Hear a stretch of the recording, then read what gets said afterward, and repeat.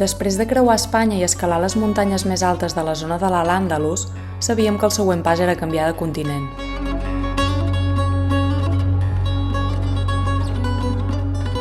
El que no sabíem és que estàvem a punt de creuar una terra que ens sorprendria fins a un extrem que, en aquell moment, no ens podíem ni imaginar.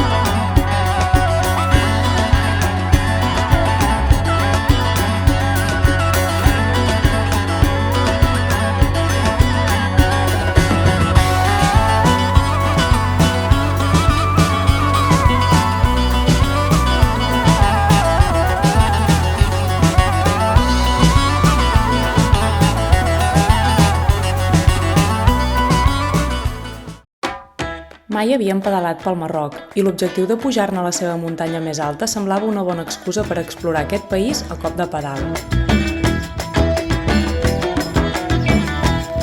Deixàvem ràpidament la ciutat de Tànger enrere per entrar de ple a la zona del Rif.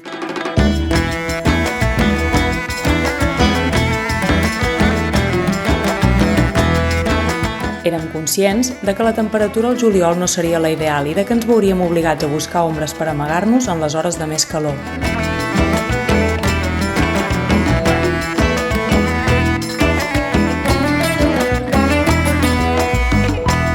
Un paisatge groguenc i sec esdevindria la tònica dels primers dies.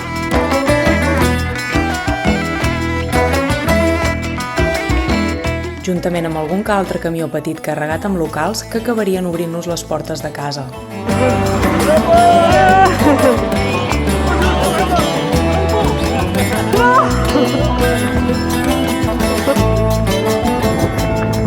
I és que si una cosa teníem clara, era que volíem viure la cultura marroquina al màxim i la nostra aventura no podria haver començat millor. Hem dutxat, ens hem deixat vestir com ells i estem supercontents. Tens gana? Sí.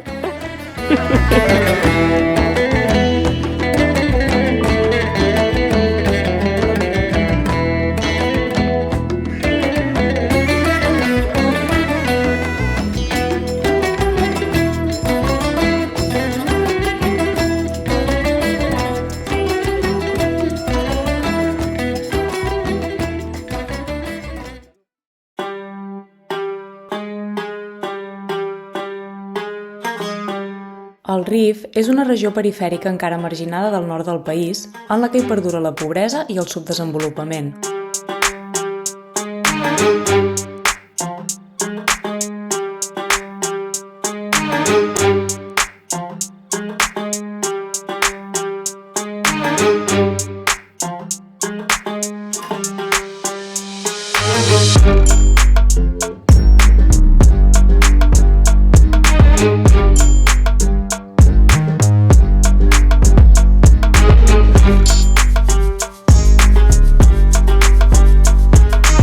Una gran quantitat de famílies sobreviuen gràcies al cultiu de cannabis i al seu contraban.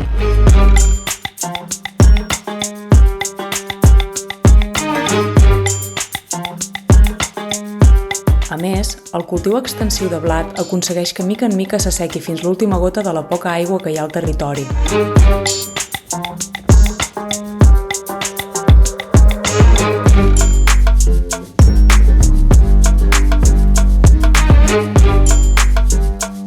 I si bé alguns nens ens perseguien i ens tiraven pedres, d'altres ens convidaven a un plat de cuscús amb llet quan ens veien descansar sota l'ombra d'algun arbre aïllat.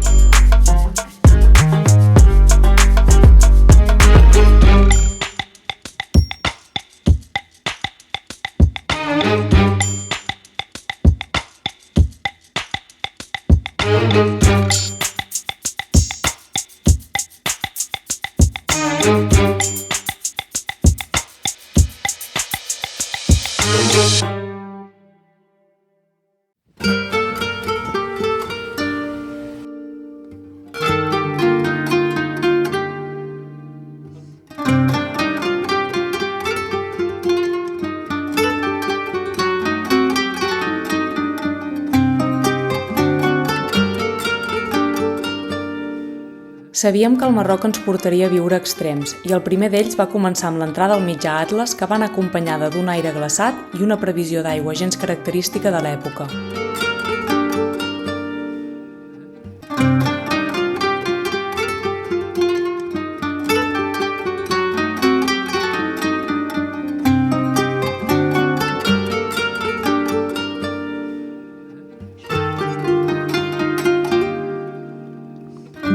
Creuar el Parc Nacional d'Ifrane ens va fer reviure aquella sensació de solitud que sempre s'acabava amb un ramat de cabres que cercaven les últimes herbes de la temporada.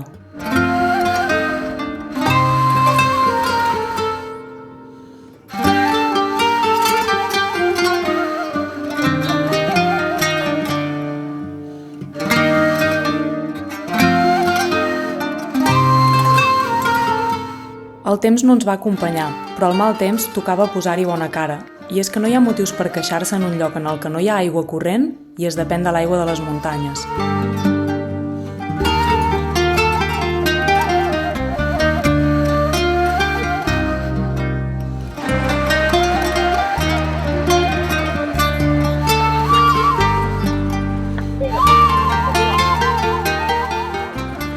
Què, protegits de la pluja aquí? Bueno, podem. Volem que el plàstic fa la seva funció. Sembla ser que el nostre dia de descans ha arribat, Amb la sort de que hi vam escollir un bon lloc, perquè ja sabíem que havia de ploure, que pinta que va per llarg.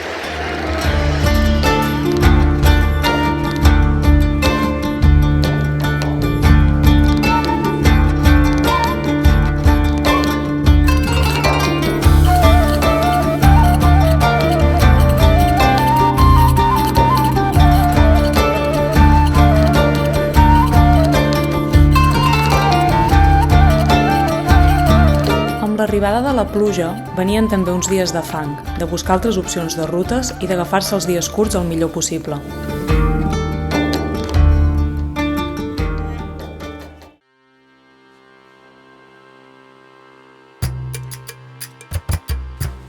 Una de les frases que més hem escoltat al Marroc és Marhaba bikum hna, que vol dir sou benvinguts aquí, una expressió que contrasta amb l'estigma que es té cap als marroquins quan arriben a Espanya després de creuar el Mediterrani en busca d'una vida millor.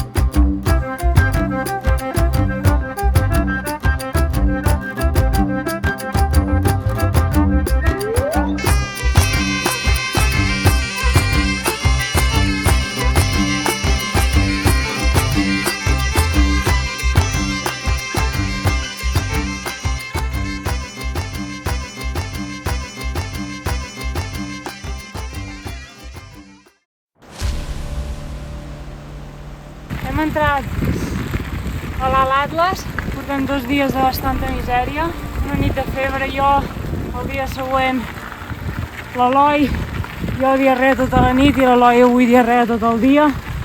Mala entrada, això ha sigut. També està sent una zona molt guapa i res, anem avançant poc a poc.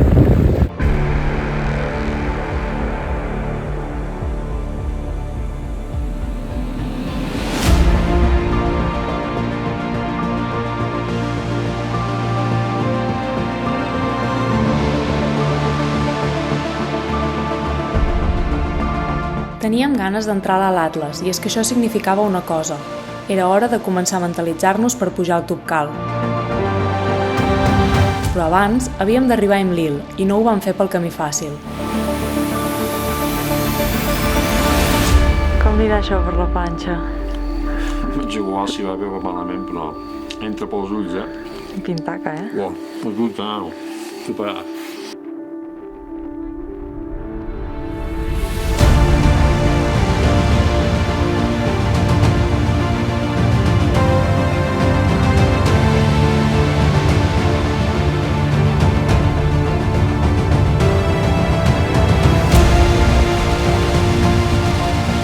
Complicar-nos una mica la vida en la cerca de llocs remots va portar-nos a descobrir la zona del Bab Nali.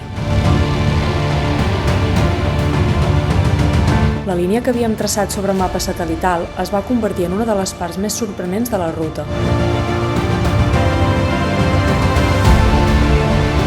Però per sorpresa, l'acabam tenir quan una senyora ens va començar a cridar des de l'entrada de casa seva i ens convidava a acampar al seu pati. Quan els fills van arribar de l'escola, també es van sorprendre i no entenien què fèiem allà.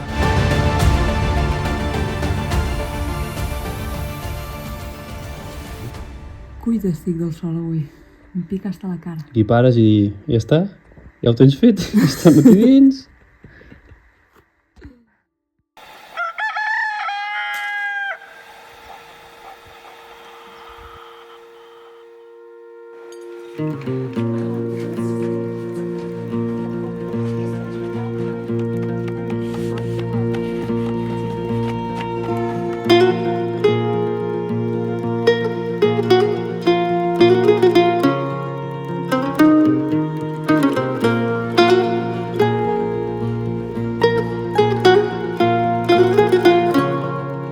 L'acampada al Marroc era un tema que en un inici ens preocupava.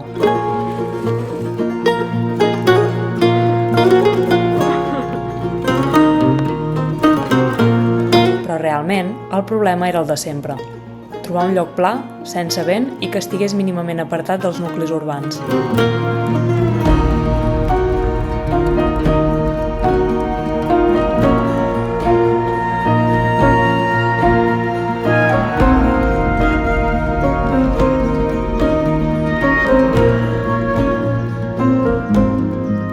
El nostre camí seguia i ho feia passant pel mític Sar d'Ibn Hadou, conegut pel gran nombre de pel·lícules que s'hi han produït.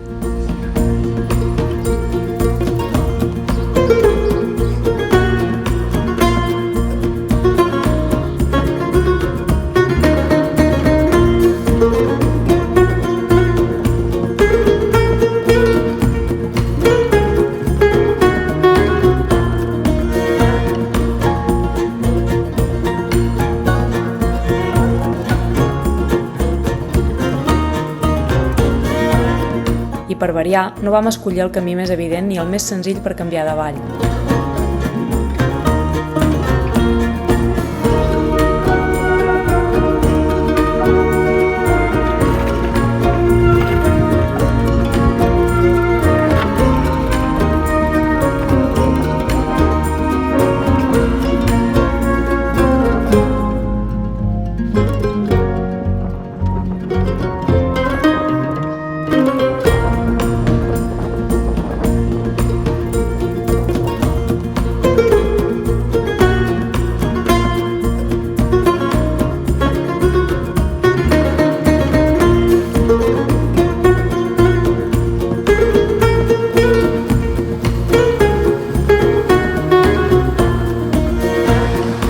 Aguantarà o no?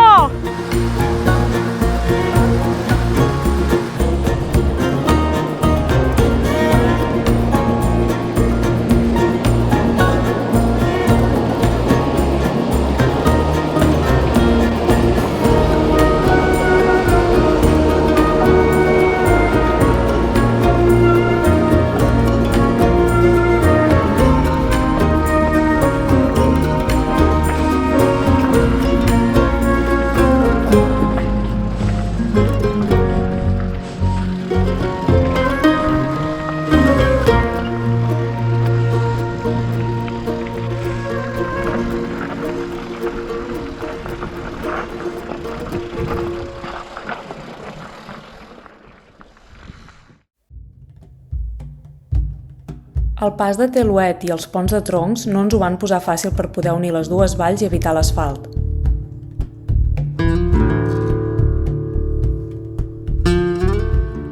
Però l'ambient de muntanya que anhelàvem ja havia arribat i això ens va omplir d'energia de nou. Cada cop estàvem més a prop d'Imlil, però ens quedava creuar la zona dels plans de iogurt que ens regalaria uns dies de solitud, silenci i pau.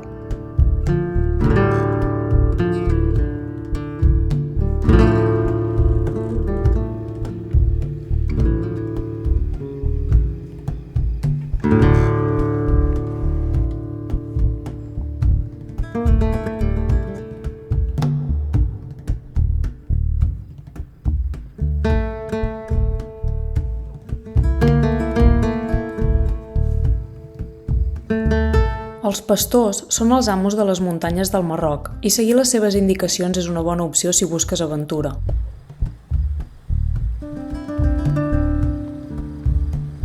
Els camins que en principi han d'unir petits poblets no sempre són camins i els pobles no sempre són pobles. Però entre murs de pedres fèiem el que podíem tot gaudint d'un paisatge únic i d'allò més màgic. No n'érem conscients, però després d'haver passat una nit tranquil·la sota les estrelles, trobaríem un corriol d'aquells que fa que et brillin els ulls.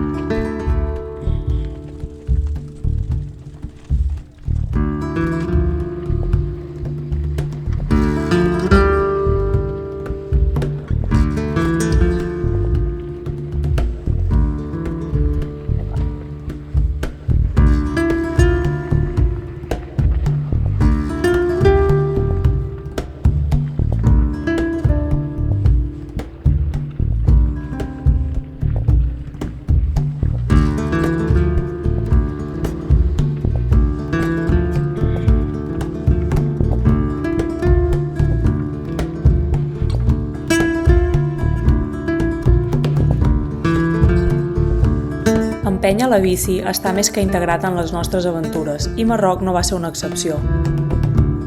A vegades, empenys per trobar baixades i llocs espectaculars en els que t'hi quedaries dies observant la immensitat i escoltant el silenci. Hi ha dies que no et quedaries enlloc i menys plovent.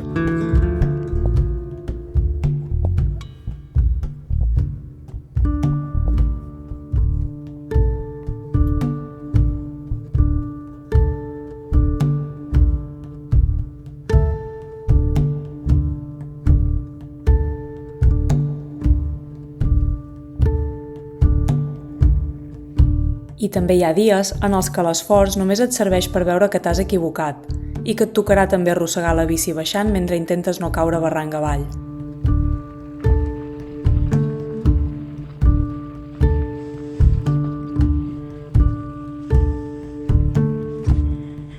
O sigui, farem una estona empenyent, no? I si baixant.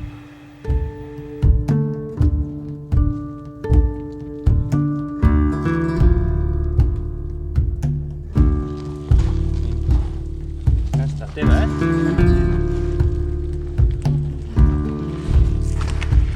Puja aquí. Segueix patinant, Segueix patinant molt.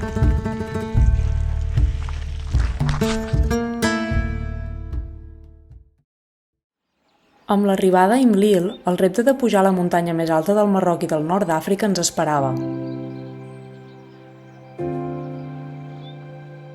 Un matí assolellat per variar de les misèries dels dies anteriors ens donava la benvinguda al parc. Tot començava, i seguiria, amb un camí sec i dret, en el que vam depurar al màxim la tècnica de portejar la bici a les espatlles.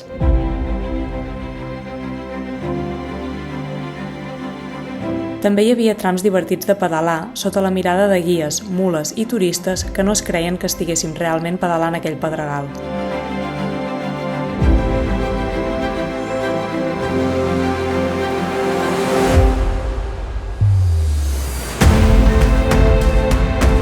Buscàvem l'equilibri en cada pas, que esdevenia cada cop més dur que l'anterior.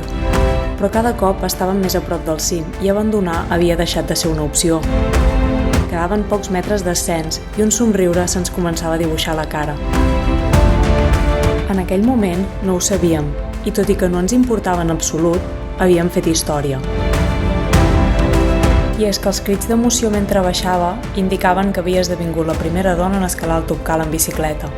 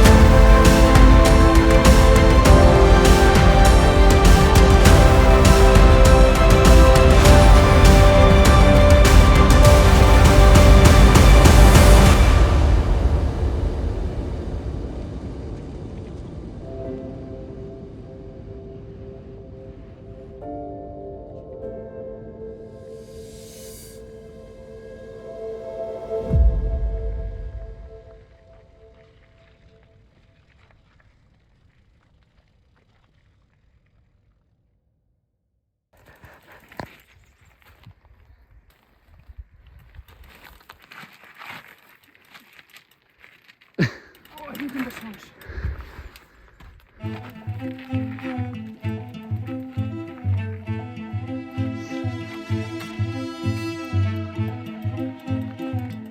Una baixada espectacular, un dia sencer recuperant a base de tagins i plats de cuscús i sortíem del poble com no podia ser d'una altra manera, empenyent.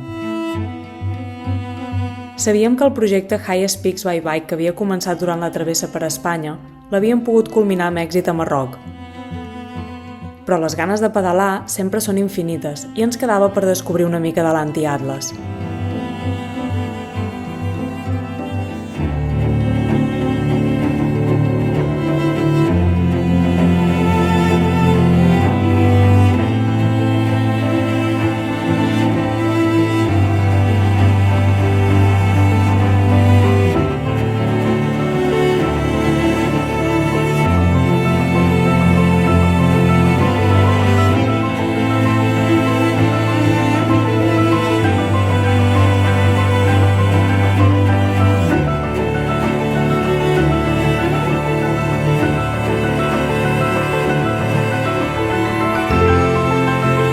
Tocava deixar les grans muntanyes enrere, sempre acompanyats de locals curiosos per saber d'on havíem sortit.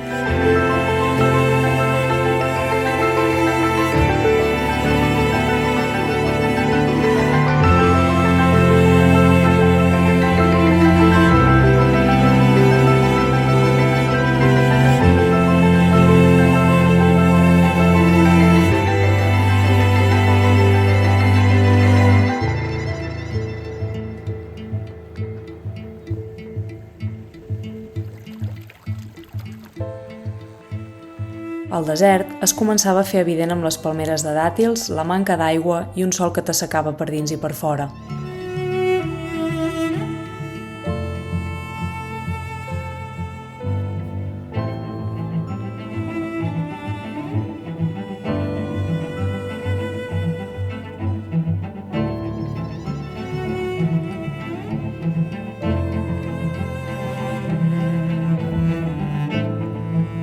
Per sort, era l'època de síndries, i paréssim on paréssim hi havia algú oferint-nos un tall de síndria per menjar i un per emportar.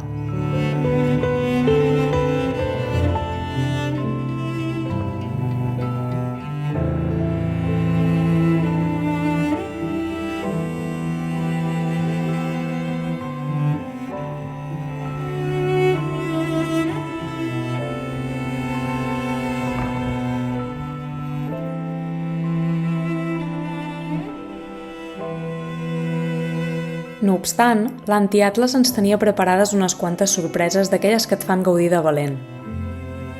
Entre elles, la mítica Colonial Road.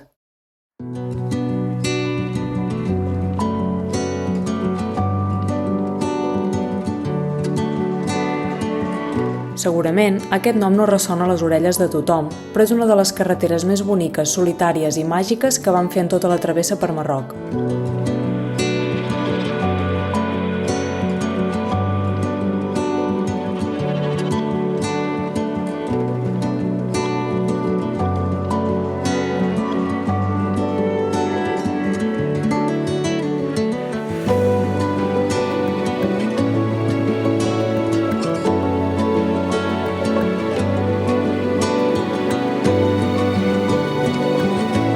Uns murs de pedra que daten de l'època colonial francesa sucumbien al pas dels anys en alguns punts.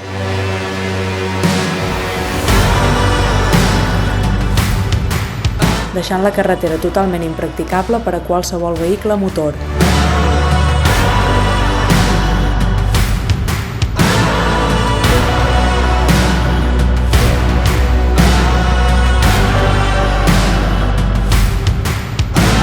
Els afortunats de la desgràcia, nosaltres i les mules que de moment no s'havien de preocupar per la presència de cap altra gent a la carretera.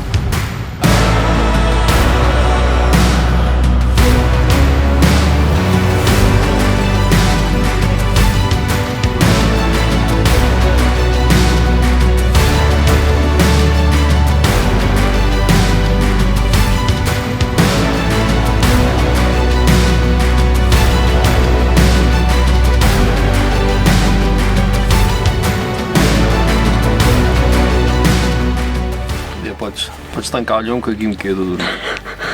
Què ha passat avui? Ni sopo. Estàs cansat? Uf, un dia més pesat, tio. Jo vull veure un camell. No he vist cap puto camell salvatge. Estic de burros i de cabres fins aquí. Vull veure un camell. Un cameli! Aquí al vent. Començàvem a veure el final de la travessa, i és que ja gairebé havíem creuat de nord a sud tota l'àrea muntanyosa del Marroc, passant pel Rif, el Mitjà Atles, l'Alt Atles i l'Anti-Atles. La costa de l'Atlàntic ja no quedava tan lluny, però el present està per viure'l i vam exprimir els últims dies al màxim.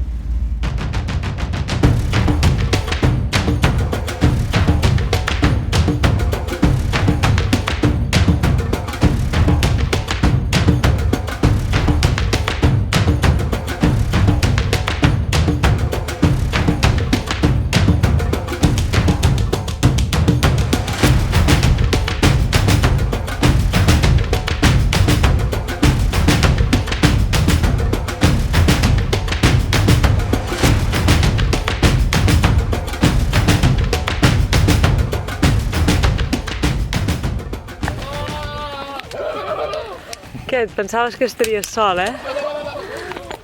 Pista? Els pastors i les cabres,